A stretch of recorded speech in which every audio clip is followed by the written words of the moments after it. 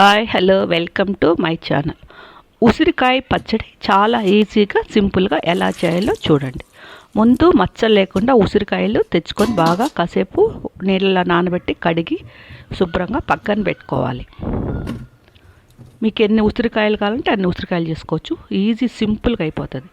ఇట్లా కడిగి పక్కన పెట్టిన ఉసిరికాయల్ని ఇడ్లీ పాత్రలో ఆవిరి పెట్టుకోవాలి. ఒక 10 నిమిషాలు ఆవిరి పెట్టుకుంటే చాలు, చాలా మెత్తగా అయిపోతాయి. తర్వాత ఆవిరి పెట్టుకున్న ఉసిరికాయలంతా చేత్తో ఇలా చిదిమినామనుకో అలా ముక్కలు ముక్కలుగా అయిపోతాయి. అందులోనే తగినంత ఉప్పేసి బాగా కలుపుకోవాలి. అదంతా బాగా కలుపుకున్న తర్వాత ముక్కల్ని కాసేపు ఆరబెట్టుకోవాలి. ఎండలో ఆరబెట్టుకున్నామనుకో తొందరగా చెమ్మ డ్రై అయిపోతుంది. ఈ లోపల ఎండలో ఆరే లోపల మనము ఒక పెనం పెట్టి పెనంలో ఆవాలు వచ్చి కొంచెం ఎక్కువ తీసుకోవాలి. దానికన్నా తక్కువ మెంతులు, ఇంకా ఆవాలు 2 స్పూన్ అనుకో, మెంతులు 1.5 స్పూన్ తీసుకోండి. ఆవాలు చెటిపట అంతవరకు వేయించుకోవాలి. తర్వాత మెంతులు కొన్ని, అవి లేతగా గోరుగా వేయించుకోవాలి. అవి చల్లారే లోపల ఇప్పుడు ఏం చేయాలంటే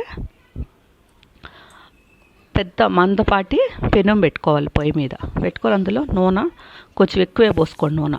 ఆ నూనెలో ఆవాలు మాత్రమే, ఇంకేం వేయాల్సిన పనిలే వేస్తాను. ఇప్పుడు ఎండలో ఆల్రెడీ మనము ఉసిరి ముక్కలు ఎండబెట్టుకున్నాం కదా, అవి తెచ్చి ఈ ఆయిల్లో ఫ్రై చేసుకోవాలి. ఇలా ఫ్రై అవుతుంది కాసేపు బాగా ముక్క మెత్తబడేంత ఫ్రై చేసుకోవాలి. తర్వాత తగినంత కారం, కొంచెం ఇంగవ బాగా కలుపుకోవాలి. ఇదంతా బాగా కలవాలి ఆ ముక్కలకి. తర్వాత ఇలా మనము మెంతులు ఆవాలు వేయించుకున్నాం కదా, అది పొడి కొట్టి పెట్టుకోవాలి. అది కూడా అందులో వేసేసుకోవాలి. అది స్టవ్ కట్టేయాలి అంతే, ఇంకేమీ లేదు. ఇంక మీరు ఏమి వేయాల్సి మళ్ళీ కొంతమంది పులుపు కోసం నిమ్మకాయ పెడతారు, చింతపండు పెడతారు, అది మీ ఇష్టం. మేమైతే ఇలా చేసుకుంటాం సింపుల్గా. నంచుకునేదానికి సూపర్గా ఉంటుంది. పెరుగన్నానికి, పప్పు అన్నానికి చాలా బాగుంటుంది. ఇలా బాగా చల్లార్చిన తర్వాత మనము వాడుకునేదానికి కొంచెం తీసుకోవాలి, ఎత్తి పెట్టేదానికి ఒక బాటిల్లో తీసుకోవాలి.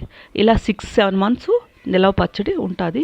ఏమీ కాదు, చాలా బాగుంటుంది. ఒక్కసారి ఇలా ట్రై చేయండి. మీకు అదే రోజే ఈ ఉసిరికాయ పచ్చడి టేస్ట్ చూడొచ్చు.